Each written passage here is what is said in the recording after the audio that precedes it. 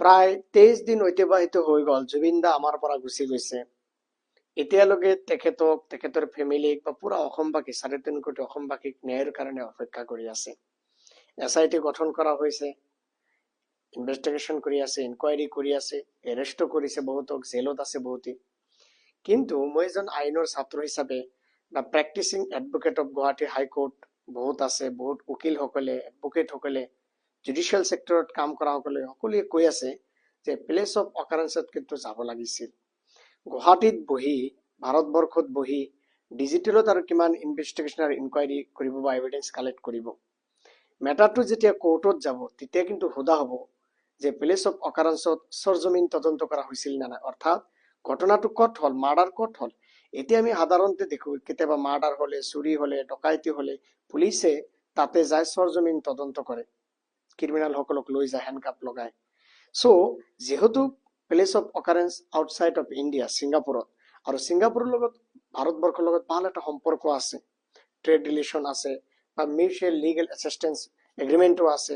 সেয়েহে মই অনুৰোধ কৰিম SIT নিজৰ সময় নষ্ট নকৰাকৈ সৰজমিন তদন্ত কৰাৰ কাৰণে ছিংগাপুৰ যাব লাগে। কোন আইলেণ্ডত আছিল, কোনোবাই যদি বিষ দিছিলে খোৱাত, কেনেকৈ দিছিলে, কোন হোটেলত আছিলে, কোনে কোনে লগত আছিলে সেই সময়ত, তেখেতৰ মুখৰ অৰ্থাৎ এভিডেন্স বা সৰজমিন তদন্ত কৰি ইনকুৱাৰী ইনভেষ্টিগেশ্যন সকলোখিনি কালেক্ট কৰিব লাগে।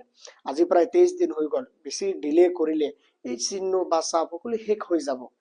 আশা কম ন্যায় পাব বুলি, কিন্তু যেতিয়া কোৰ্টত যাব মেটাৰটো, যেতিয়া জজে সুধিব বা এভিডেন্স সাবমিট কৰিব লাগিব, তেতিয়া সৰজমিন তদন্তৰ এভিডেন্স কেনেকৈ দিব? তেতিয়াতো ক্ৰিমিনেল সকলে, যিসকলক একিউজ, সেইসকলেতো গুচি যাব হাতৰ পৰা।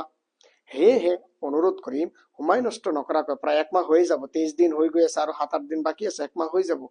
আমি অসম চৰকাৰক অনুৰোধ কৰিম যে SIT গঠন কৰা হৈছে, ভাল কথা, ইনকুৱাৰী কৰি আছে, ইনভেষ্টিগেশ্যন কৰি আছে, কোনো পদ্ধতি যাতে লিগেল লুপহোলছ যাতে নাথাকে, লৰ যাতে কোনো যাতে ৰাস্তাই নাথাকে তো ওলাবলৈ, কি হৈছে জুবিনদাৰ লগত, কোনে আছিলে, কি ঘটনা কৰিছিল, এইটো লং টাৰ্ম প্লেনিং নেকি, ফাইনেন্সিয়েল ইনভেষ্টিগেশ্যন কৰিব লাগে, কোনে কি কৰিছিল ট্ৰানজেকশ্যন। সেইকাৰণে SIT চেন্ট্ৰেল গভৰ্ণমেণ্ট অফ ইণ্ডিয়াৰ লগত যোগাযোগ কৰি ছিংগাপুৰত যাই সৰজমিন তদন্ত কৰিব লাগে, ৰিপৰ্ট ইনভেষ্টিগেশ্যন কালেক্ট কৰিব লাগে। নহলে মোৰ এটা ধাৰণা, এজন এডভোকেট হিচাপে, এজন উকিল হিচাপে আৰামছে কোৰ্টত গেলে এইটো প্ৰুভ কৰিব লাগিব, তেতিয়া কোৰ্টো সুধিব, ৰাস্তা এটা ওলাই যাব, সিহঁতে আমাৰ হাতৰ পৰা গুচি যাব। অৰ্থাৎ আমি ক্ৰিমিনেল বা মাৰ্ডাৰক বা যিবিলাকে প্লেনিং কৰিছে জুবিন গাৰ্গৰ লগত কি হৈছে এই বস্তুখিনি আমি ওলাব নোৱাৰিম।